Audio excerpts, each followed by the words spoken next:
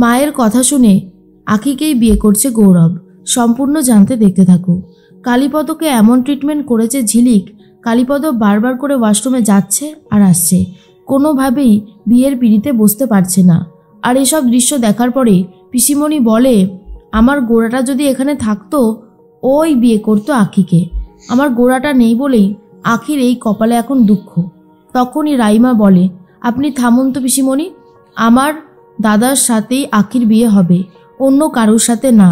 অর্ক তখন বলে, হ্যাঁ তোমার দাদা কিভাবে বিয়ে করবে আখিকে আমিও সেটাই দেখতে চাই। তার তো হাতের জলই শোকাচ্ছে না, আর সে নাকি আবার বিয়ে করবে। একবার কালীপদ আসছে আবার চলে যাচ্ছে।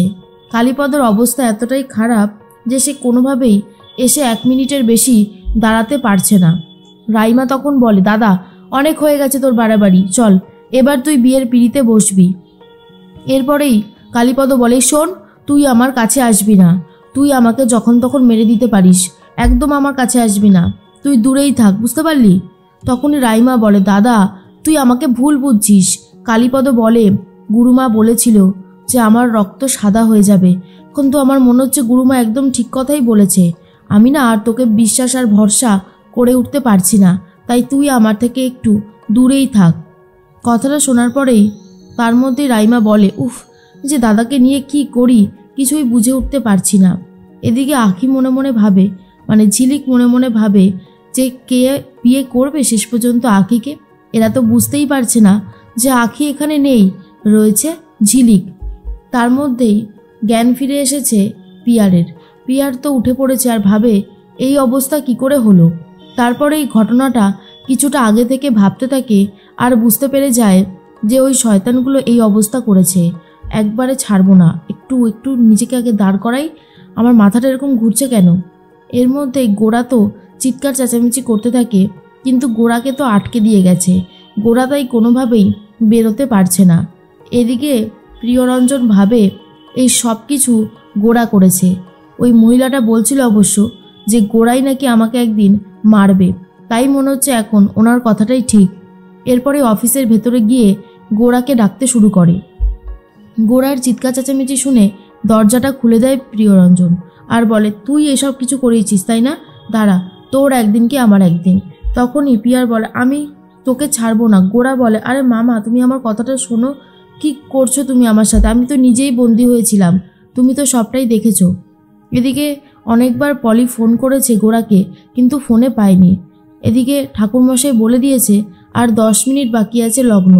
এই লগ্ন যদি চলে যায় তাহলে মেয়ে কিন্তু লগ্নভ্রষ্টা হবে, তখন আর কোনো উপায় থাকবে না ওকে বাঁচানোর, আমি কিন্তু বলে দিলাম।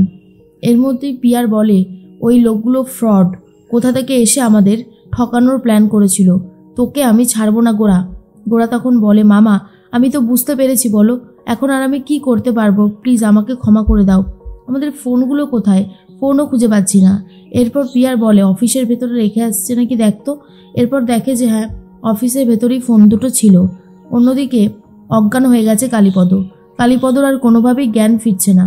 রাইমা তখন বলে, যাহ, দাদা তো অজ্ঞানই হয়ে গেল, এবার কি করে বিয়ে করবে আখিকে। নীলিমা ভাবে, মাগো আমি জানি না আখির সাথে কি হতে চলেছে, তবে আমি খুব করে চাই যাতে আখির সাথে আমার ছেলের বিয়েটা হয়।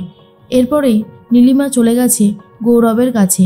গৌরব তখন বলে, মা কি হয়েছে, তোমাকে এতটা বিধ্বস্ত দেখাচ্ছে কেন? নীলিমা বলে, গৌরব তোর কাছে একটা জিনিস চাইবো, তুই দিবি? গৌরব তখন বলে, কি চাইবে বলো, তুমি যা চাইবে তাই দেব। নীলিমা বলে, আমি তোর কাছে একটা জিনিসই চাইছি, তুই প্লিজ আখিকে বিয়ে কর। আখি লগ্নভ্রষ্টা হয়ে গেলে ওর জীবনটা নষ্ট হয়ে যাবে, আমি কোনোভাবেই চাই না ওর জীবনটা নষ্ট হোক, তুই ওকে বিয়েটা করবি বাবা। গৌরব তখন বলে, এসব তুমি কি বলছো মা, এটা হয় না, এটা সম্ভব না। তখন নীলিমা বলে, কেন সম্ভব না, তুই চাইলেই সম্ভব, তুই একটু এগিয়ে আয় না, দেখ সব ঠিক হয়ে যাবে।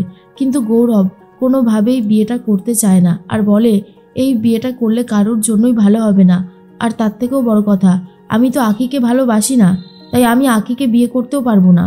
আমি যদি আখিকে বিয়ে করি ওকে পুরোপুরি ঠকানো হবে, সারাটা জীবন একটা বোঝা বয়ে বেড়াতে হবে, সেটা আমি কি করে মেনে নেব বলো মা। নীলিমা বলে, ঠিকই বলেছিস, তোর কাছে তো তোর মায়ের কথার কোনোই দাম নেই, তুই তোর মায়ের কথা কেনই বা শুনবি, তোর মায়ের কথা শোনার কোনো প্রয়োজন নেই। গৌরব বলে, তুমি আমাকে ভুল বুঝছো, তুমি আমাকে এই কথাগুলো বলো না মা, আমার কষ্ট হচ্ছে, তুমি কেন বুঝতে পারছো না বলো তো। তখন নীলিমা বলে, কেন বলবো না, আমি তোর কাছে একটা জিনিস চাইছি আর তুই সেটা দিতে পারছিস না। কি হয়েছে, আঁকিকে বিয়ে করলে?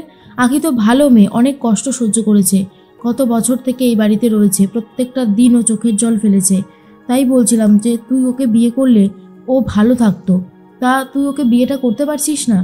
এদিকে দেখা যায় ঝিলিক তো বিয়ের পিঁড়িতে বসেই আছে আর বলে, কি করব আমি এখন, উঠতেও পারছি না আর এখানে বসে থাকতেও পারছি না, এমন একটা দোটানার মধ্যে পড়েছি যে আর কিছুই করে উঠতে পারছি না। পিসিমণি বারবার গোড়ার কথা বলতে থাকে যে গোড়া থাকলে গোড়ায় বিয়ে করতো আঁকিকে, আর ঝিলিক তখন ভাবে, সর্বনাশ, একজনকে তো কাটিয়েছি আর একজনকে কাটাবো কি করে, এখন তো আমি সেটাই বুঝতে পারছি না, কি যে করি মাথার মধ্যে কিছুই ঢুকছে না। তার মধ্যেই মনে মনে একটা কথাই ভাবছিল পিয়ার, যেভাবেই হোক বাড়িতে পৌঁছানোটা খুব দরকার। ওদিকে আঁকির সাথে কার বিয়ে হলো সেটা তো দেখতে হবে, কালীপদ কি আদৌ বিয়ে করেছে আঁকিকে, পুরো বিষয়টা দেখবে বলে পিয়ার তাড়াতাড়ি করে বাড়ির দিকে রওনা দেয়। গৌরব তখন বলে, মা তুমি এভাবে কেঁদো না, আমি তোমার কান্না দেখতে পাচ্ছি না।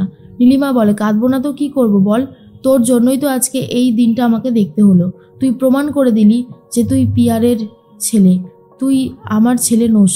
আর এটা শোনার পরে গৌরবের খুবই খারাপ লাগে। গৌরব তখন বলে, আঁকিকে বিয়ে করলে যদি প্রমাণ দিতে হয় আমি কার ছেলে, তাহলে আমি তোমারই ছেলে, আমি এই বিয়েটা করব, তোমার যেটা মনে হয়েছে সেটাই হোক, আমি আঁকিকে বিয়ে করব মা। নীলিমা তখন বলে, তুই সত্যি বিয়ে করবি বাবা, তুই সুখী হবি জীবনে, দেখিস আঁকি খুবই ভালো মেয়ে, আঁকির মতন মেয়ে হয় না, তুই একবার চল। এরপর গৌরব তো রাজি হয়ে গেছে।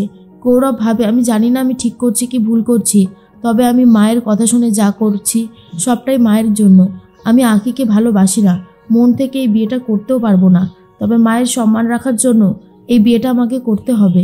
এরপরেই তখনই অন্যদিকে একটা কথাই বারবার করে ভাবছে ঝিলিক, কে আসবে তাকে বিয়ে করতে।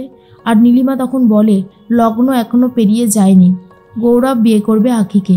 আর এটা শোনার পরে বাড়ির সবাই চমকে যায়। তখনই ঠাম্মি বলে, কি বলছো বড় বৌমা, শেষ পর্যন্ত আমাদের গৌরব বিয়ে করবে আঁকিকে? আর ঠিক তখনই জেঠিমণি বলে, হ্যাঁ অসুবিধার কি আছে, ছোট তো ঠিক কথাই বলেছে। এরপর নীলিমা বলে, দিদি তোমার আপত্তি আছে এই বিয়েতে? তখন জেঠিমণি বলে, না না, আপত্তি থাকবে কেন। এরপর গৌরব বিয়ের পিঁড়িতে বসে পড়েছে আর ঠাকুরমশাই বলে, নাও সিঁদুরটা এবারে পরিয়ে দাও।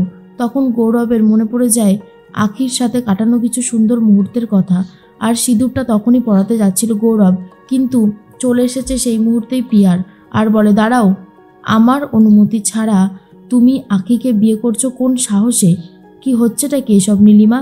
আর তখন সবাই ভয় পেয়ে যায়।